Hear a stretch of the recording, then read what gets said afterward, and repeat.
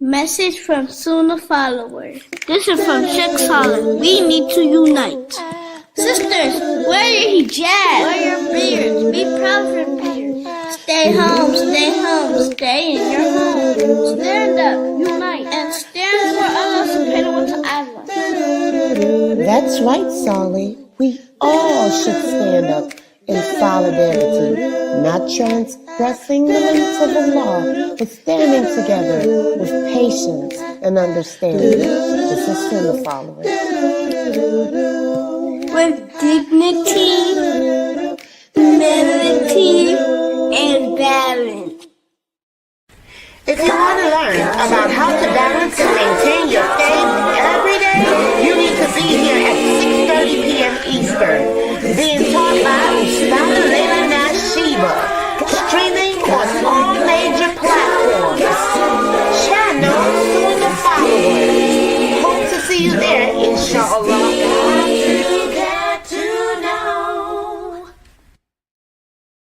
Assalamu alaikum. This is Yusuf and this is Ayub. And if you are benefiting like we are from the classes and the ongoing programming and tuning into the Sunnah followers, please donate. Let this be an ongoing Sadaqah Jariyah on your behalf. You're helping the kids, the conference, and everyone seeking knowledge. And it's a wealth of information every day you tune in. Don't forget, you are being rewarded for your generous donations to keep this programming on air. You know, just like what you're hearing, put your dollar where the dollar's at. Right here on Sunnah Followers. Don't forget, donate. Right here to Sunnah Followers and Dollars Assalamu alaikum rahmatullahi wa barakatuh. Assalamu alaikum, brothers and sisters. Listen, we are in dire need of donations to keep these shows running and available for you 24/7. So that means when you're in the car, it's available for you to listen to. Whether you're at work, streaming, playing a game, it's available for you to listen to. Rowing your deed and learning about the beautiful, beautiful, beautiful different topics of Islam. Listen, one of the heaviest deeds that could be placed on your scale on the Day of Judgment is Sadaqah Jariyah. Yes, I know, I'm trying to build deeds daily. So you can too. So listen, feel free and please, from the bottom of your heart, donate to this wonderful cause, wonderful website and platform to continually push out shows that will benefit you and the Muslim Ummah. Yes, you can donate by going to the sunnahfollowers.net website, pressing the donate tab. You can also scan the QR code in YouTube on the far left top of our videos that are streaming. Listen guys, this is very important and take this as important. We want to keep this programming available for you 24/7 so that you have access in your car, anywhere you choose to tune in to this wonderful programming. Yes, guys, it's all at your disposal. So listen, feel free to donate. Once again, remember, Sadaqah Jariyah, one of the heaviest deeds on your scale on the Day of Judgment.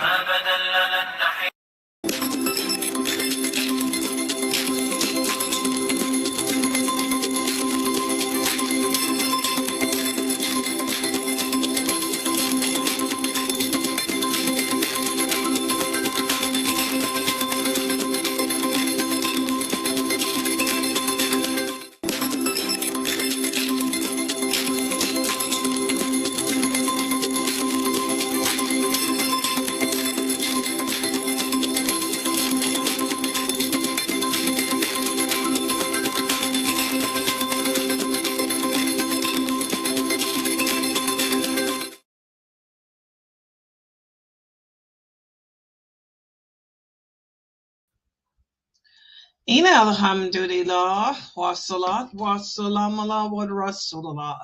I'd like to welcome everyone to our Sunnah Followers Kids and New Shahada class, which is held every Sunday at this time.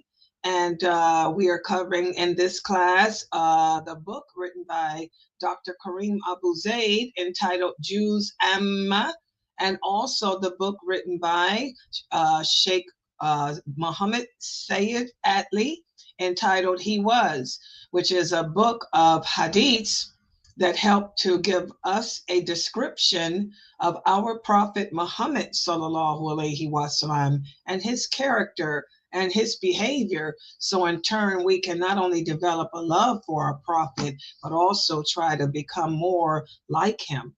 And that's very much needed in this day and era. And for the Juz Amma, I really love this book. And both of these books can be purchased on Amazon, and I highly recommend you get it. This book, Juz Amma, is written for children. And I highly recommend that you buy it, even if you are an adult, because a lot of the adults, especially the new Shahdahs, complain about how they have a hard time understanding the Islamic books because of the Arabic terminology that's used, number one, and also the English wording that's used in a lot of these books. A lot of the books, I believe, too, as a writer, an author, and also a journalist, you know, a lot of people write books and don't understand that that's the difference in writing and not going to school to learn how to write. When you go to school to learn how to write, the first thing they teach you is you write on an 8th grade level. Most people have a hard time reading above 8th grade level. And a lot of people, when they write above 8th grade level, or they use United Kingdom editing programs. You don't want to use a United Kingdom editing program because, especially not with American English speaking people, because it's a different dialect. There's different dialects to every language. Here in America, we speak American English. That's our dialect. We don't speak United Kingdom English. There's also South African dialect, English dialect. There's also an Australian English dialect. There's an Irish dialect. There's different dialects to English, just as there is to any language, different dialects to Spanish. Okay, so a lot of people have a hard time when they read Islamic books because the editing programs people use are automatically set to the UK, and the people buy the books and the Arabic terminology is very confusing. Then the English translation is really off the hook. So I highly recommend this version of Juz Amma that Dr. Kareem Abu Zaid wrote. This is the 3rd grade. This is called My First Juz Amma. My First Juz Amma. And this is written on a 3rd grade level, which is good because a good writer doesn't write above 8th grade. So, mashallah, I like the way he put this book together because it's plain, simple English. Even though the wording may be UK, it's so simple and basic that even American dialect speaking English people can understand it. And tonight's lecture is going to be so important because we're going to cover the meaning of Surah An-Naziat. We did An-Naba last week. This week we're going to do An-Naziat. And I want you guys to really pay attention because there's going to be a quiz. And this is the longest quiz I've ever given you guys. It's going to be a lot of questions. It's not going to be no 1 or 2 questions. You children are so advanced. You guys did so well last week. I made this quiz longer. So I want you guys to really pay attention. One of the things that the Prophet sallallahu alaihi wasallam taught us as teachers is to teach and to the people and speak to the people on their level. Don't speak below them, beneath them, or too far above them. And it's my job as a teacher to also push you to excel, to grow, and to grow higher than where you are. So I'm going to push you all a little higher, and the new Shahdahs too, the adults here, I'm going to push you further too, because you all did so well last week. And remember, we spoke about why Juz Amma is such these surahs are so important, because they focus on the hereafter. They also focus on our purpose, and they also focus on remembrance of Allah. Well, An-Naziat is so important for all of these reasons. And let's put the PowerPoint up on the screen. So here we go. And let me make this a little larger. Yes, one of the kids just messaged me. Do I feel better? Yeah, the class. By the way, for the new Shahdahs who just joined, who are joining as I speak, I know I was late. Believe it or not, I was here on time, but you guys know I'm on medication. I know y'all sick of hearing me say that, but I have to remind myself, that way I cannot overdo things. Right before class began, I got sick, because when I wake up in the mornings, I get busy with my routine. I have to work out. I exercise. That's the first thing I do when I get up. And it gets my body moving. It gets my insides moving. And when it gets your gut moving, you know, the body gets to moving internally. Then I start getting sick. And a couple of hours, I got sick right before class. And that was really crazy. So I had to wait. But I ate some my doctor told me when I get sick like that to eat, and it's weird. That shows how Allah knows this body. The doctor told me when I get sick like that to eat some cottage cheese. So boy, y'all know I'm stocking up on cottage cheese. I ate cottage cheese. Isn't that weird how cottage cheese is good for you? And I don't know what it is in cottage cheese that makes it good for you. But she's right. Doctors know best. That's why you have to go to the doctor when you're sick.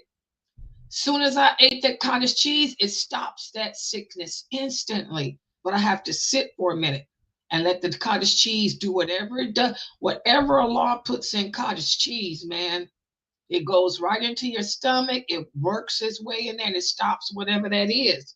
Isn't that weird? Allah, man, I'm telling you, doctors know. They go to school for all those years for a reason, especially the ones that are specialists. All my doctors are specialists. They specialize in different parts of the body. That's a good thing to go to school for. And all my doctors are female. That shows it for all you girls out there. You can do anything that you want to do, you know, and that's a good thing. Look at all the blessings you get, and all my doctors are Muslim. Look at all the blessings you get as a girl going to school to be a female Muslim doctor. You helping other Muslim women to take care of the trust of the body, because your body has rights over you. Like my doctor told me, she said, your body has rights over you, Layla. You have to listen to your body. She tells you when your body is in pain, that's your body talking to you. Your body is telling you, you're ignoring me. Don't ignore me. Listen to me. Something's wrong. Give your body its right. So I gave it its right. I gave it whatever that cottage cheese. Isn't that something? Whatever cottage cheese does for the body. And it stopped it. And so now that's why I was late. I had to give it its cottage cheese. So it's weird. Okay, so this is the book, guys, Juz Amma, and this is written by Dr. Kareem Abu Zaid.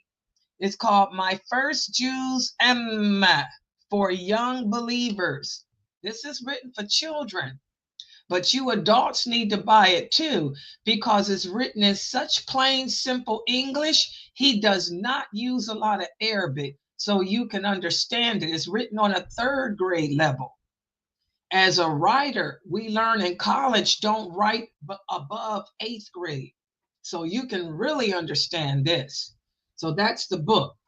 And so tonight we're going to go over the Surah of Juz Amma, which is An-Naziat. Excuse me. Here's the other part. I got my water. Water's good for you too, guys. You got to drink a lot of water. Oh my goodness, hold on. It's part of menopause. Your moms are going to go through it. If they ain't going through it, we got to drink water. I don't know why that happens. Make do it for Sister Layla. She's sick. Layla's dying. What can I say? I ain't going to be here much longer. I'll be dead probably by the end of the year. That's part of my melancholy. I'm doing like Abu Sufyan, preparing my grave. Okay, here we go.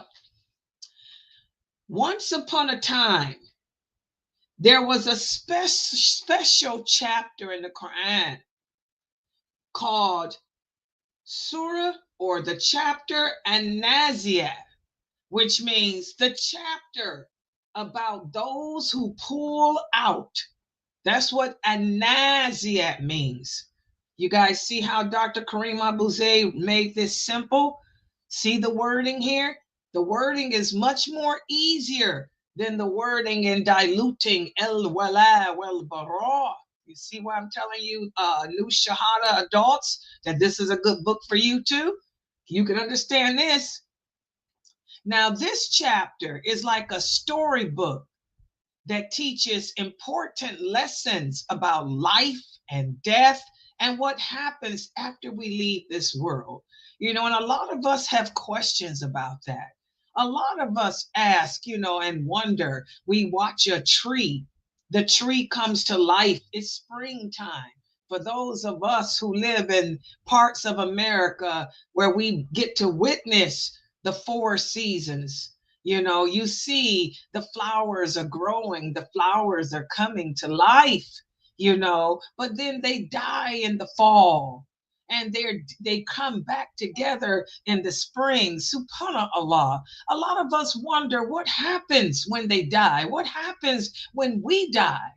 Okay, well, this beautiful chapter of the Quran, you know, chapter An-Naziat, An-Naziat, An-Naziat, for all of you who are studying the Quran, learning how to recite with the proper tajweed,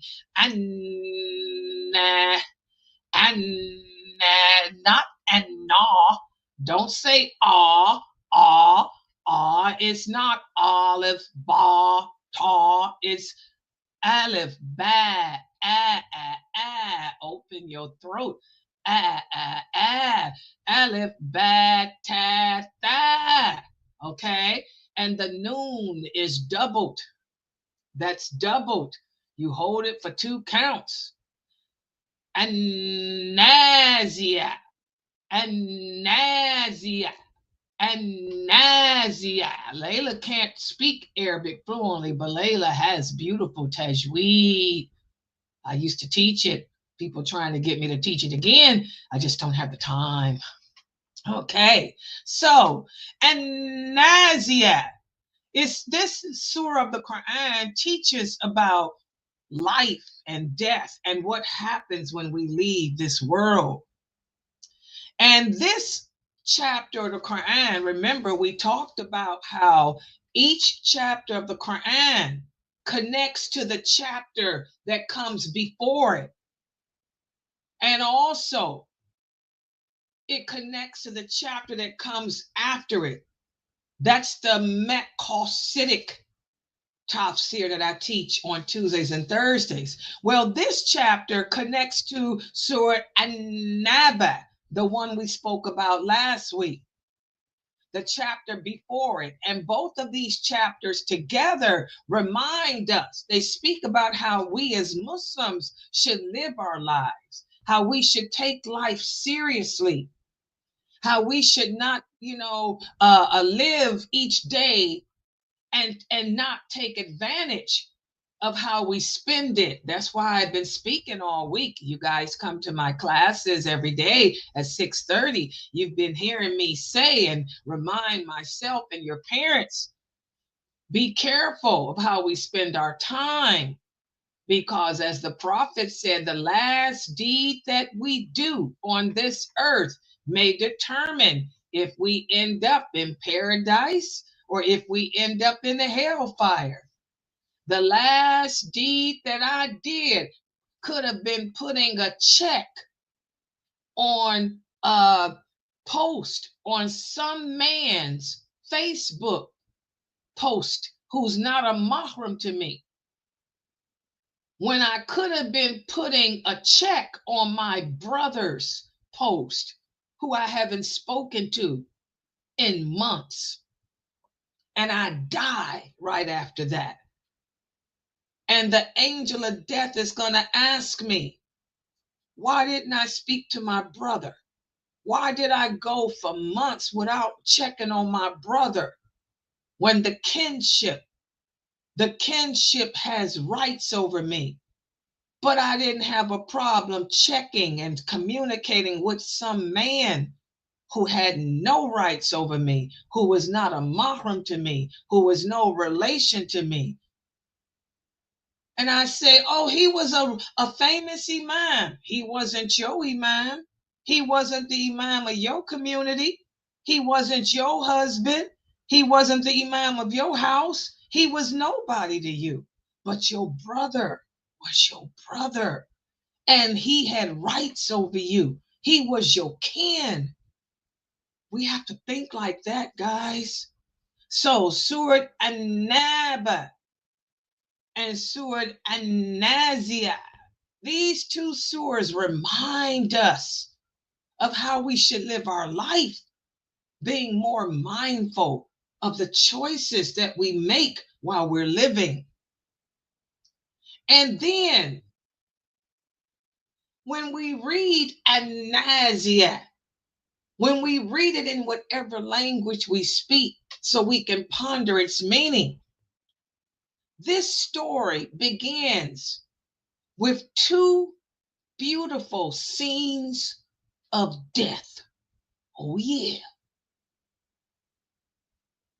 One scene is for those people who do not believe in Allah, who do not believe in consequences.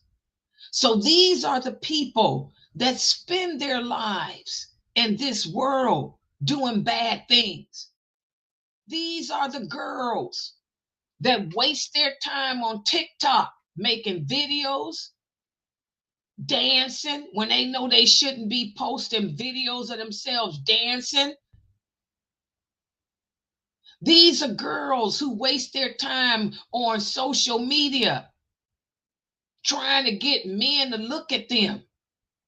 By the way, why is it that Allah tells us Muslim women, Muslim females, to not wear perfume when we leave our house?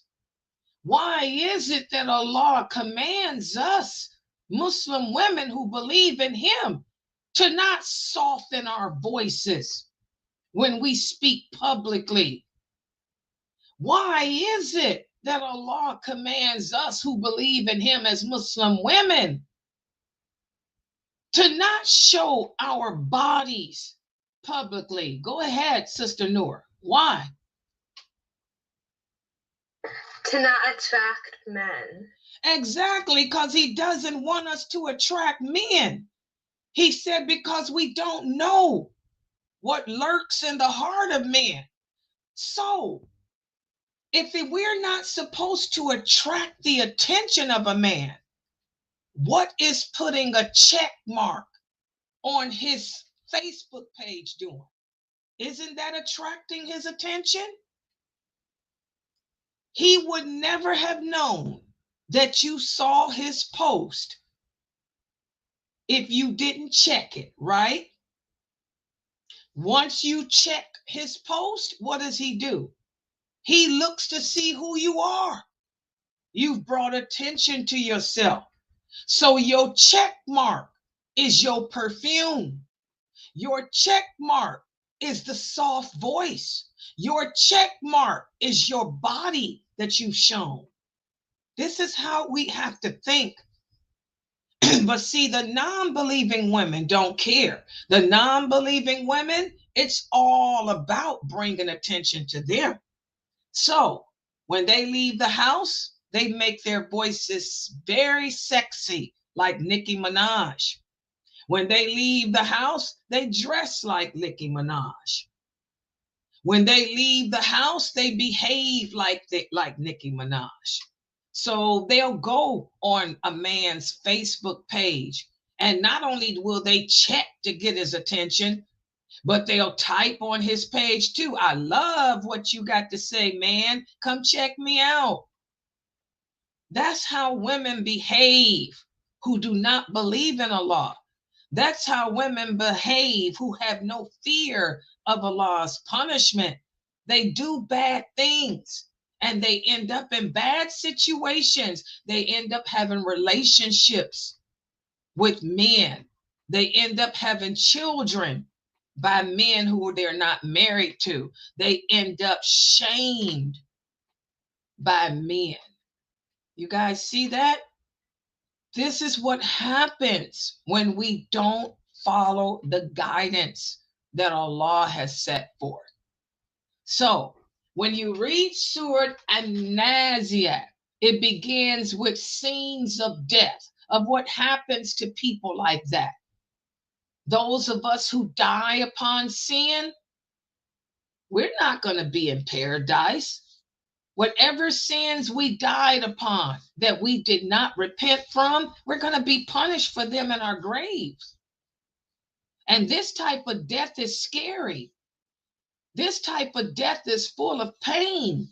This type of death is regretful. When the angels take your soul, they're going to say, come out, oh bad soul. Come out, you disobedient person.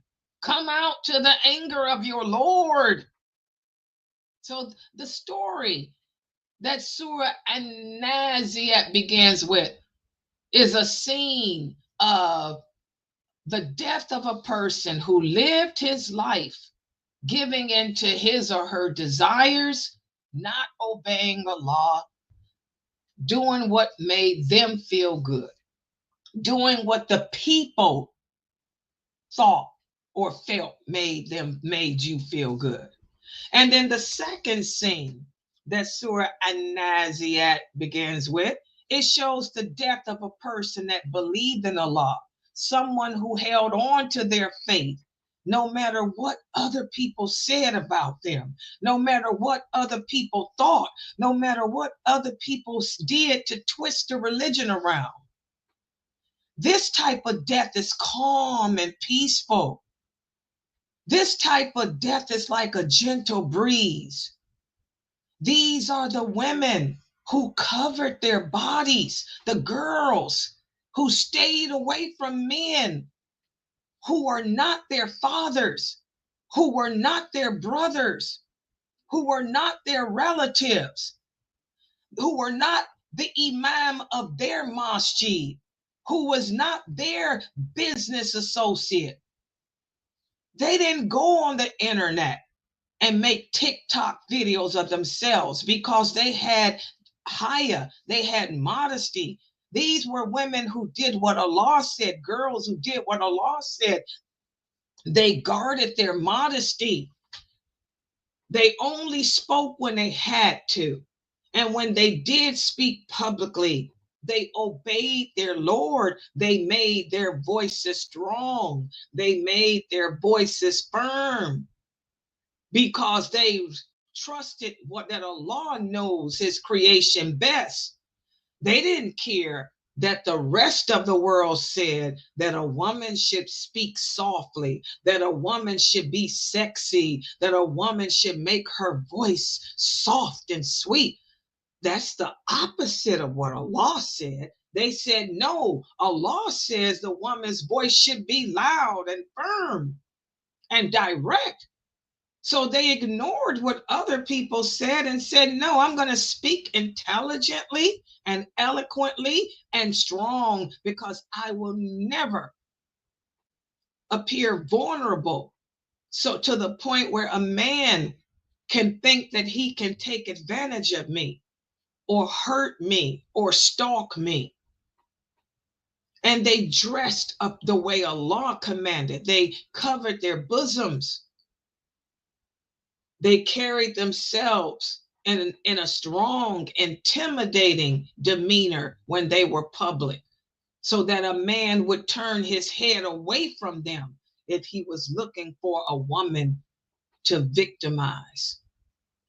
And on social media, they didn't go around wearing perfume.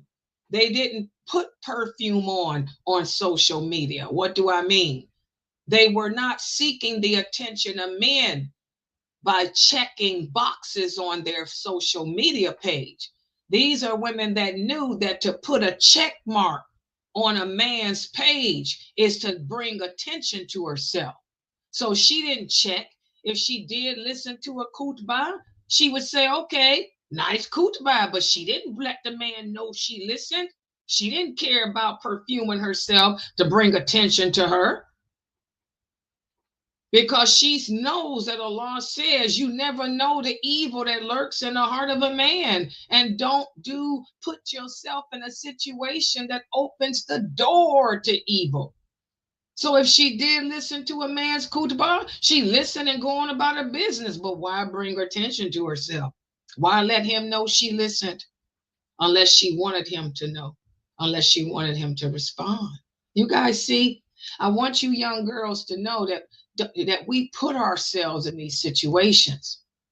We open the door to evil as women. I want all you young girls to know that Allah tells us that as women, we are the men's weakness. That's why Allah makes the rules that we don't intermix. We girls have to stay away from boys. We don't intermix with them. We don't mingle with them. When you go to school, avoid doing group projects with a boy. You pick a girl. And if you have to do a project with a boy, make sure that it's other girls in the group too. That is you, a boy, and two girls. Okay? Never put yourself out there like that.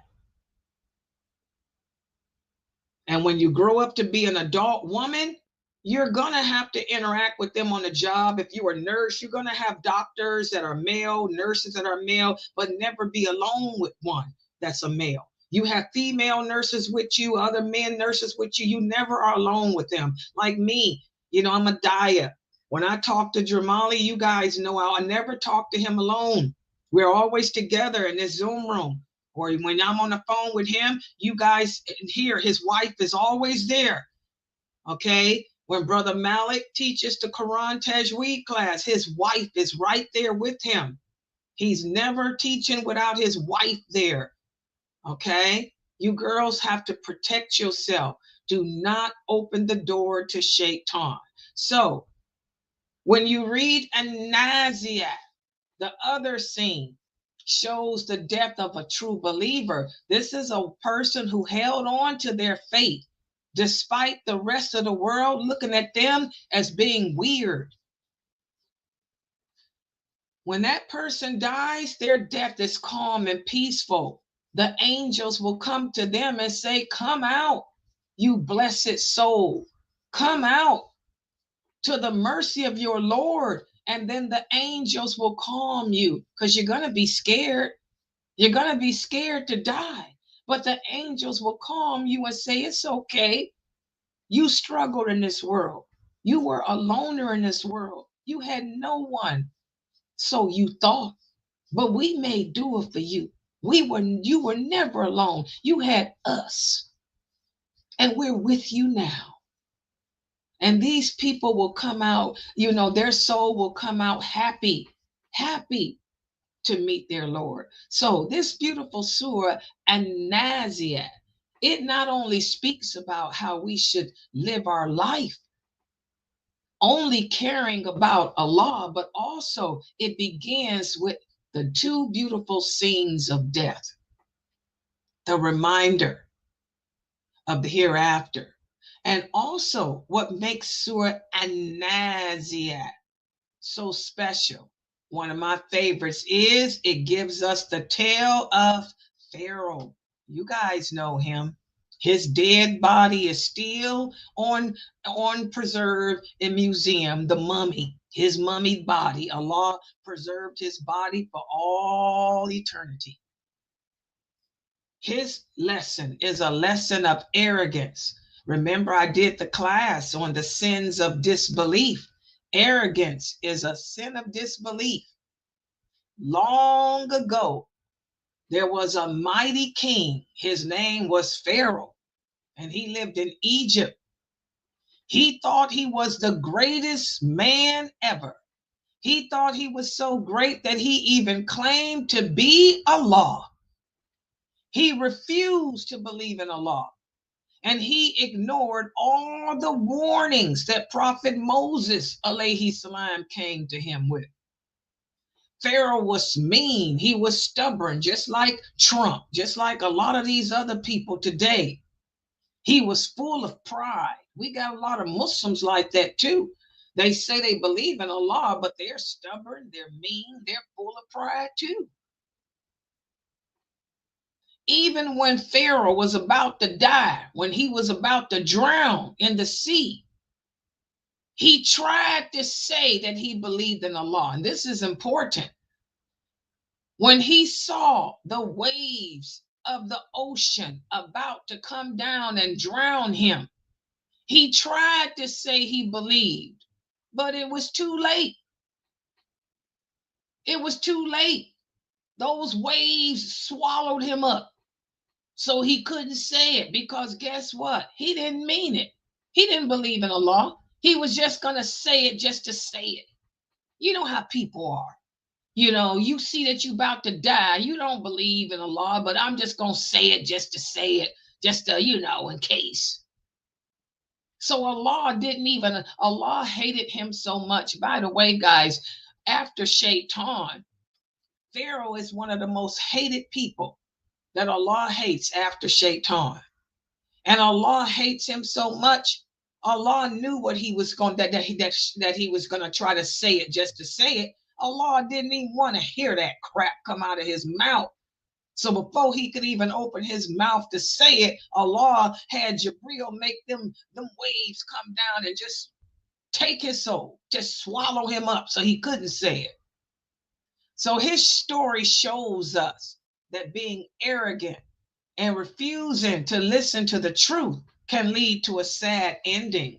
And unfortunately, guys, there's a lot of Muslims today that's going to have a sad ending. There's a lot of Muslims today that do have sad endings. They don't want to accept the truth. They say they believe in Allah, but they want to argue about Allah's lordship. They don't believe that Allah is the creator of good and evil. They don't believe that in Allah's decree, but they say they believe in Allah. They want to make things haram that Allah didn't make haram. They want to make things lawful that Allah didn't make lawful. Allah doesn't like people to play with his religion. We say we believe in Allah, but how many of us are playing with this religion? How many of us got boyfriends? We don't have boyfriends.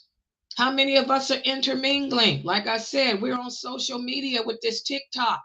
What's up with the TikTok, Instagramming? How many of us are private messaging men and women and boys?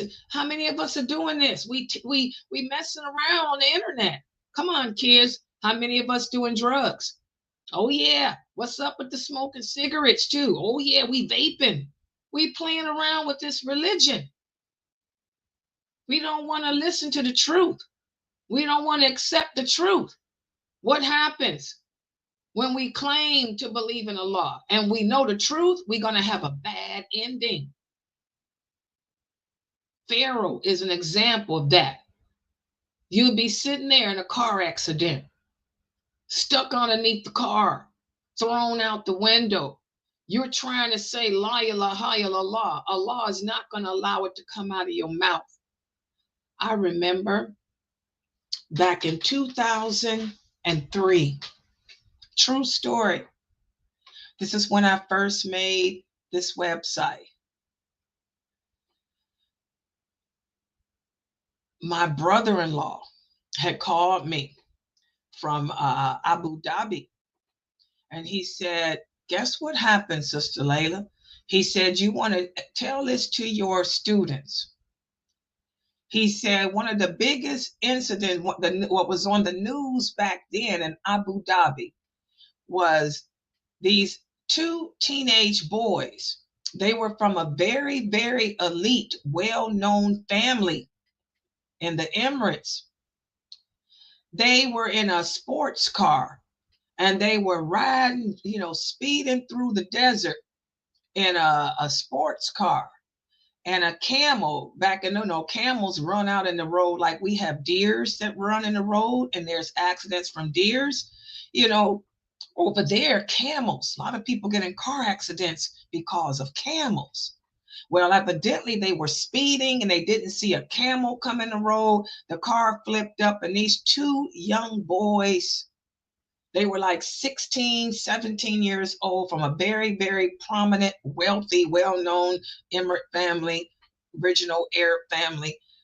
They were killed. The car flipped over. So the police got to them. One of the boys died instantly. And when the police and paramedics got to the car, the other boy, who was the driver, was still alive. So they tried to get him to say the Shahada. The music was blasting. It was blasting. It was blasting in the car. And so they were trying, they knew he wasn't going to make it because his neck was broken. The music was blasting in the car, and they were trying to tell him, they were saying to him, say La ilaha illallah, La ilaha illallah. He raised his finger. And instead of saying La ilaha illallah, you want to know what this young boy said? He was singing the song. He said, living la vida loca, living la vida loca, living la vida loca. Those were his last words. He couldn't even get out La ilaha illallah. All he could get out was living la vida loca, living la vida loca. That's the song. Ricky Martin's, back then, that was the song. Ricky Martin, who's a gay homosexual now, was then too. That was the song of the era, Living La Vida Loca by Ricky Martin. And that's what they were doing. They were riding through the desert playing that Living La Vida Loca. They were living the life of this world. And that's a sad thing, to instead of your last words being La ilaha illallah, the last words out of your mouth to be living a life of this dunya. Astaghfirullah. You don't want to go out like that, And see, that's how Allah is. When we do get caught up in bad corruption, like Allah prevented Pharaoh. Pharaoh couldn't get that lie out. Allah didn't want to hear that lie. Allah made those waves take him out before he can formulate his tongue to say La ilaha illallah. Just like Allah did those boys. Allah prevented that boy from saying La ilaha illallah. Instead of La ilaha illallah, it was living la vida loca. So we have to be careful. We have to make better choices. Death can come at any moment. And Surah An-Naziat reminds us of this. And again, Allah is not malicious. Allah is more merciful than anything. Allah sent Prophet Moses, alayhi salam, to Pharaoh to try to guide him to the truth and his people. Moses showed Pharaoh many signs and many miracles to prove that Allah was the one and only true God. But Pharaoh was too proud, too arrogant. He even called his people together and told his people, I am your Lord and I am the Most High. But we all know that Allah is the Most High and Allah is the greatest of all. And Pharaoh soon learned that no king can stand against the law. And that's something that we learn every day. Unfortunately, we learn it just like he did at the last minute. that none of us can stand against Allah. There is no power. There is no might other than Allah. So Surah An-Naziat, it speaks about death. It gives us the scenes of what happens to us. What happens to those of us who live a life believing in Allah at death, and what happens to us who live a life not believing in Allah at death. And also, Surah An-Naziat speaks about the resurrection. A lot of us want to know what happens after death. Well, Surah An-Naziat tells us that life doesn't end when we die. We don't go to sleep like the Christians believe. It describes that the day of judgment will come, that the earth will shake, our hearts will tremble, and all of us will wake up from our graves. And this will be when everyone will see the truth clearly, and everyone will find out what their actions were worth. This chapter of the Quran invites us to look at the beautiful world that Allah created while we're living, to look at the sky, look at the mountains, look at the earth and beneath our feet. And when we look at these things, to notice that these are all the signs of Allah, to know that Allah sees everything, that everything we do is being recorded. Everything that we say and do is being witnessed by those angels that are assigned to us. Everything we say and do will be thrown back in our faces on the day of judgment. All choices we make, we will have to pay up in those graves, guys.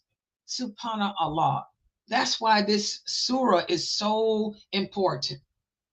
And also, this chapter of the Quran tells us that on the day of judgment, we will be gathered into two groups.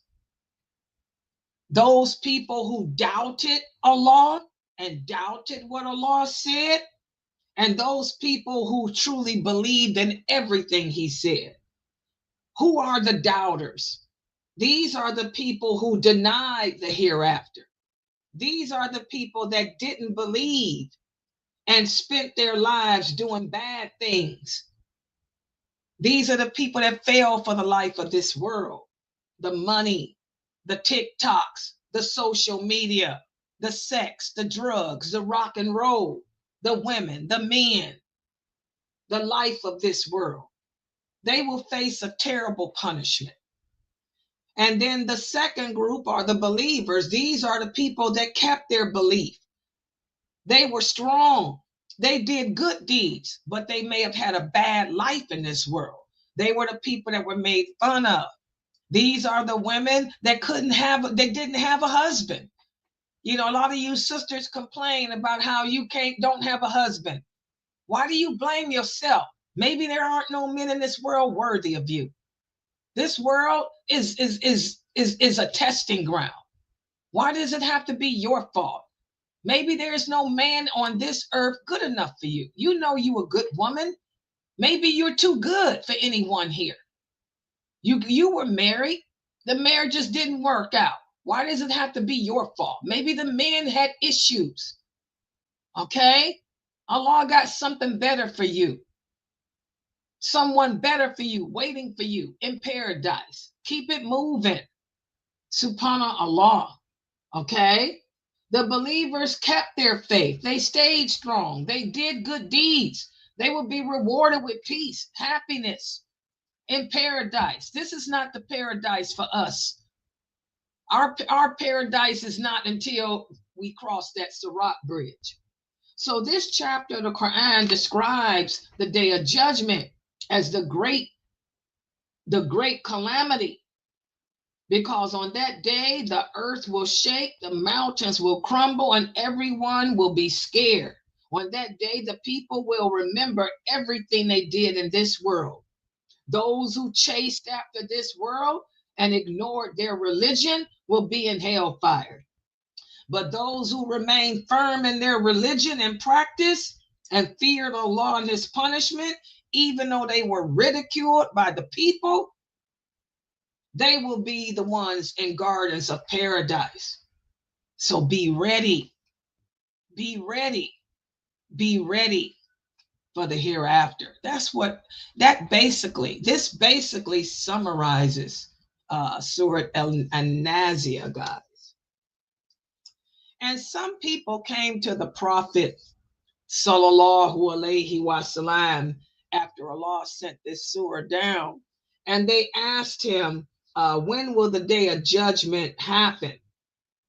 And the Prophet told him that only Allah knows. So I want everyone listening to me to understand, no one can tell you when the day of judgment will come. Only Allah knows, but it will come. The Prophet Sallallahu Alaihi Wasallam told us signs that would happen before then, and we're living in those days now. We're into the first of the greater signs, which is the war against Islam. Then there will be the Mahdi and Jesus and the Gog and the Magog and all of that. But no one can tell you exactly when the day of judgment will come. You should fear it coming. Just like no one can tell you when you're going to die, even if you're diagnosed with a sickness like cancer, doctors can give you a probability. You might have 4 months to live or something like that, but no one knows when you're going to die. Okay, but the question, it should be, what can I do to prepare for it? That's what the Prophet told the companions. What preparations have you made for it? Have you stopped your bad deeds? Have you changed the condition of yourself? Like I'm telling you, women, have you women stopped, transgressing the limits of Allah with these men that are not nothing to you?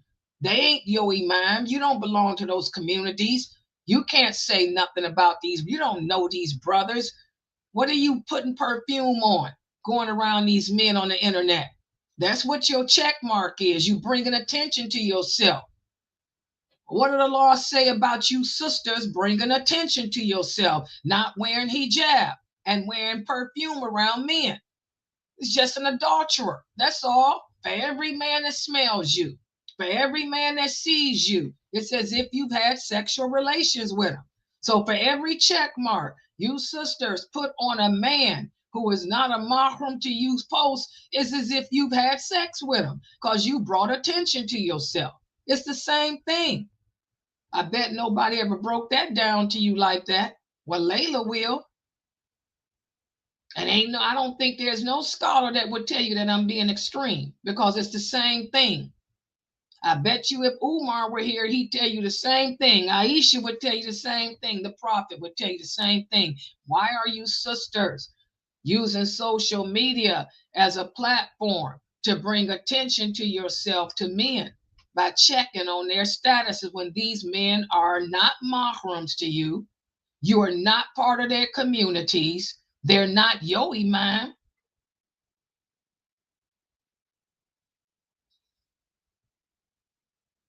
You just got on some perfume and you around some man showing yourself.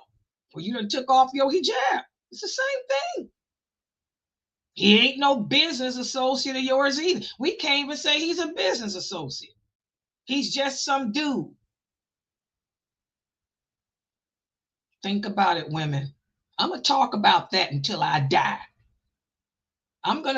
That's my mission before I die, to bring back those boundaries.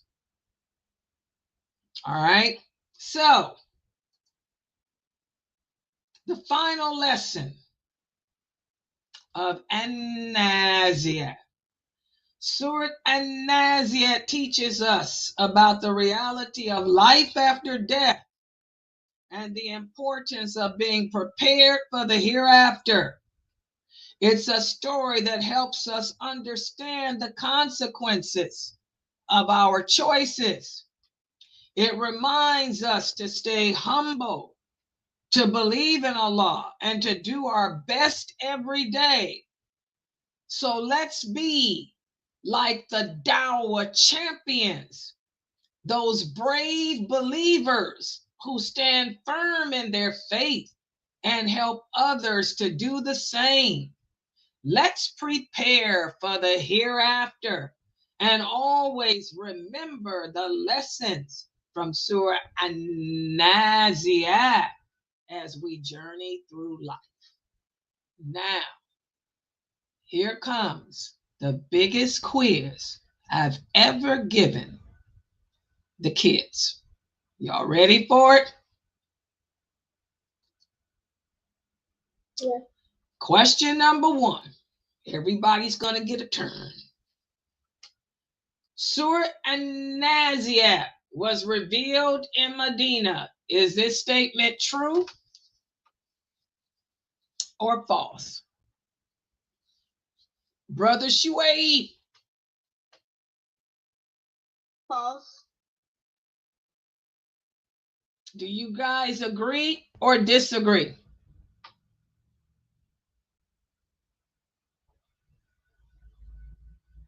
What do y'all think? Yes, I agree with Shuaib. Okay. Me too. Okay, good job. Good job. Good job. Okay, question number 2. Everybody's going to get a turn. We got a lot of questions here. Pharaoh claimed to be a god and wanted everyone to worship him. Is that statement true or false? Dear Mani.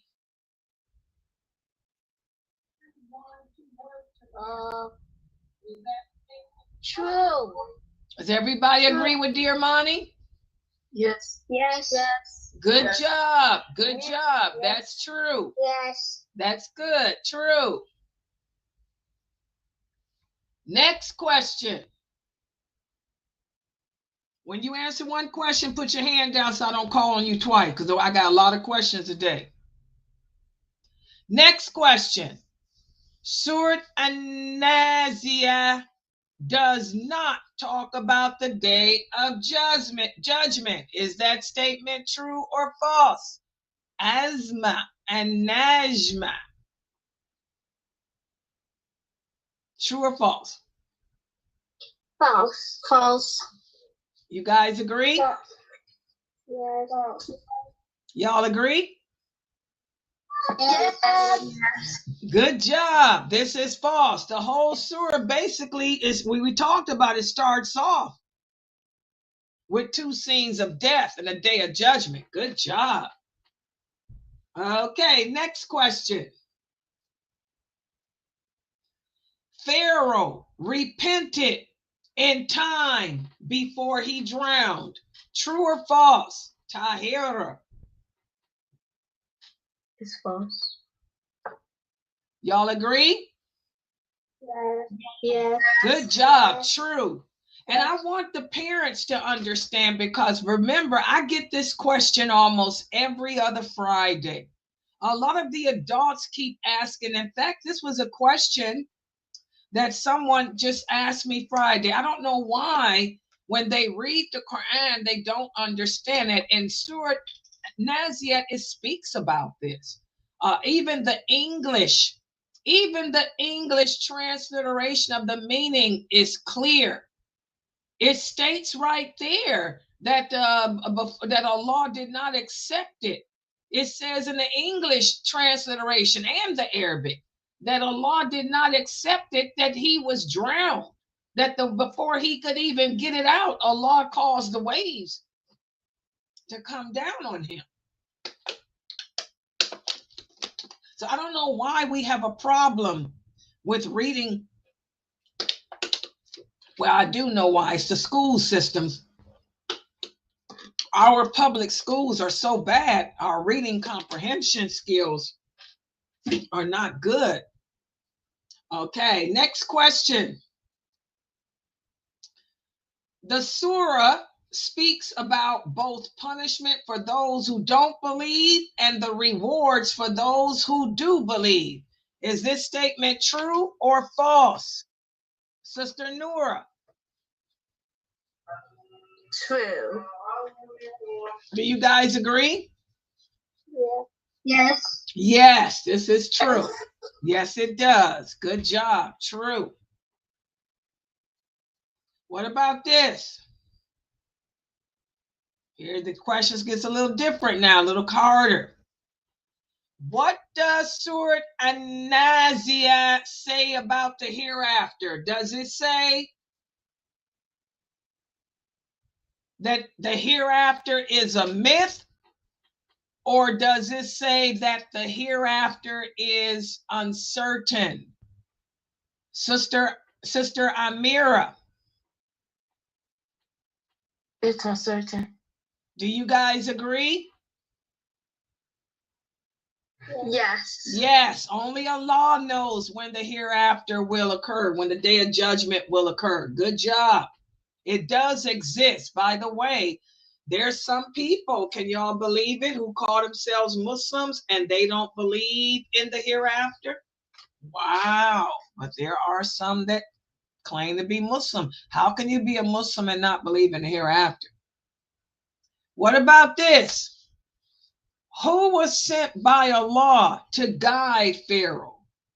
Was it the Prophet Muhammad sallallahu alaihi wasallam? Was it Prophet Moses alayhi salam? Was it Prophet Abraham alayhi salam? Or was it Prophet Noah alayhi salam? Amalia, go ahead. It was Prophet Moses. Do you guys agree? Yes. Yes, good job, Prophet Moses. And by the way, who can tell me which of these prophets does Allah mention or speak about the most in the Quran?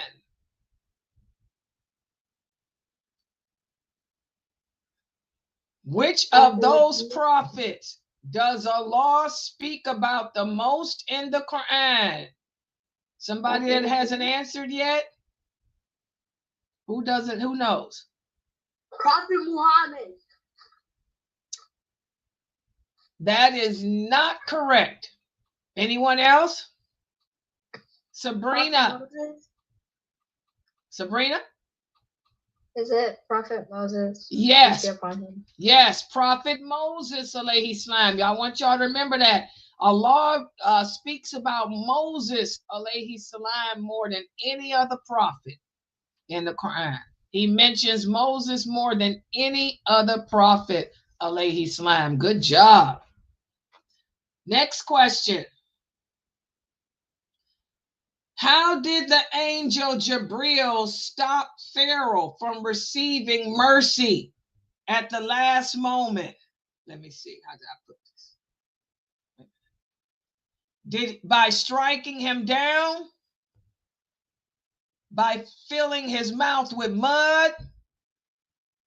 By drowning him? Wait a minute. Did that work? Can y'all see that one? Or by blinding him? Sister Anaya. By drowning him. Do you guys agree? Yes. Yes. It's by drowning him. You guys will hear so many other answers. They say, oh, he threw mud in his mouth. No, it's clear. Allah remember, Allah just wouldn't allow. He just told them, drown him. Let the waves take him out. Let the waves take him out. Allah knew that he was going to say that, not out of sincerity. So Allah told Jibril, make the waves take him out. So he drowned. And his body washed up on the shore. And his body is in the museum to this day for everybody to see. What happens when you deny Allah?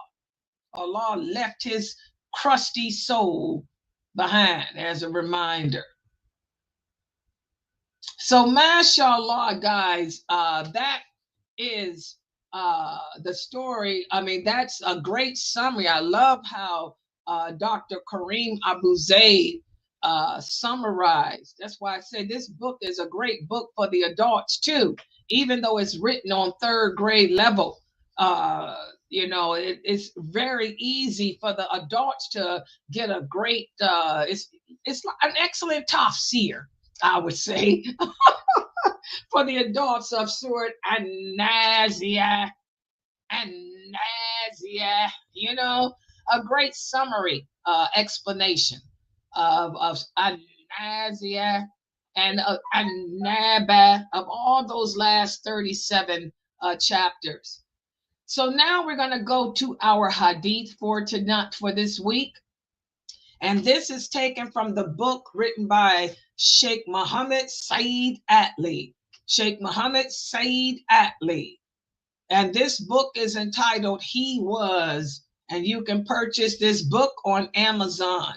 And I forgot to put the picture up of this book because I was rushing this morning. I didn't finish this PowerPoint until right before Fajr.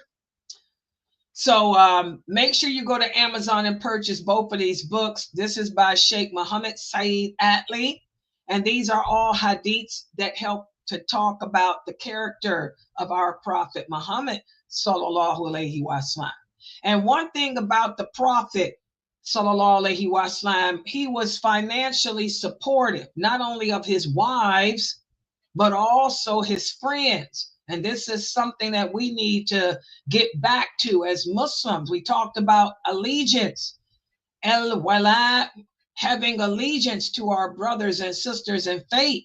We don't have allegiance to them because we don't want for them what we want for ourselves. We women, we disrespect our sisters in Islam by checking the boxes on their husbands. We need to stop doing that.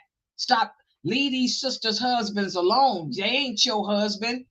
They ain't your nothing to you. Stop messing with other women's husbands, okay? And also, instead, help your sisters in your community who need help. A man don't need your help. Help the women in your community who don't have no husbands and need help. Look at this hadith.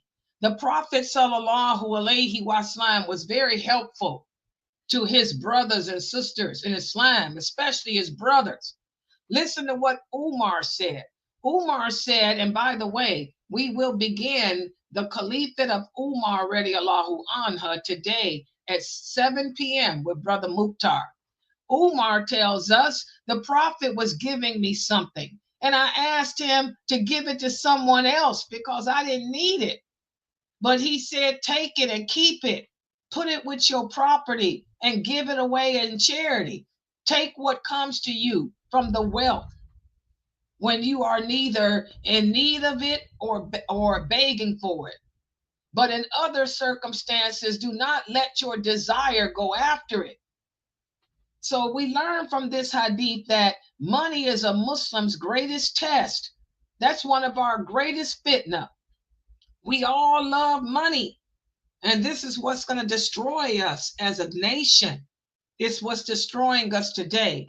Look at the Muslims in the Muslim lands. All the money, all the wealth of the world is in the hands of the Muslims. It's destroying us. Are we helping our brothers and sisters around the world? No. A Muslim should be mindful of where he spends his money. We shouldn't spend it on things that are unlawful. Look here in America, most of the smoke shops, most of the hookah shops are owned by Muslims, unfortunately. Most of the cigarettes and convenience stores that sell cigarettes and drug paraphernalia and pork is owned by Muslims. This is haram. We should be mindful of where we spend our money and where we sell it. Muslims, we are allowed to accept gifts from other Muslims as long as the gifts are not contrary to Islam. And we should not think of other Muslims we should also think of people who are in need. We should want for our brothers and sisters in Islam what we want for ourselves. Think about those Muslims who may be in more need than we are. That sister over there, she may not be as fortunate as you are, and she may need some help, with her kids and help with her bills.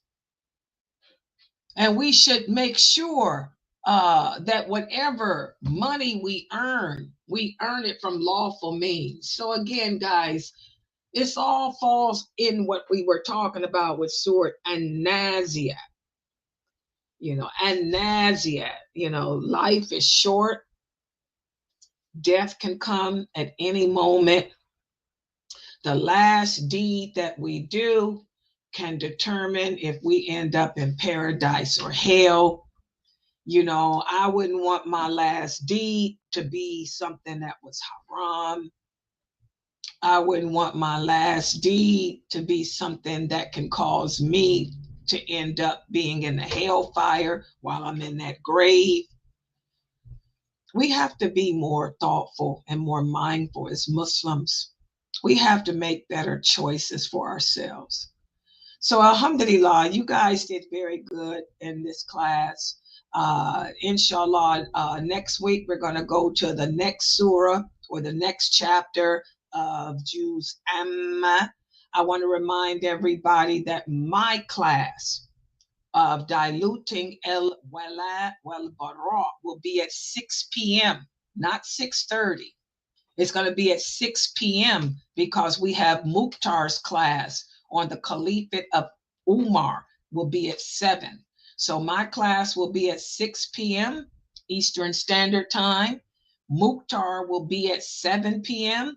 Eastern Standard Time. And then I have my class on establishing the Muslim home. Inshallah, that will be at 9:30. So we have 2 other classes tonight. I want everyone to participate. I want you kids to be at the 6:30 class and the 6 o'clock class and the 7 o'clock class. You need to learn about Umar and you need to learn about allegiance.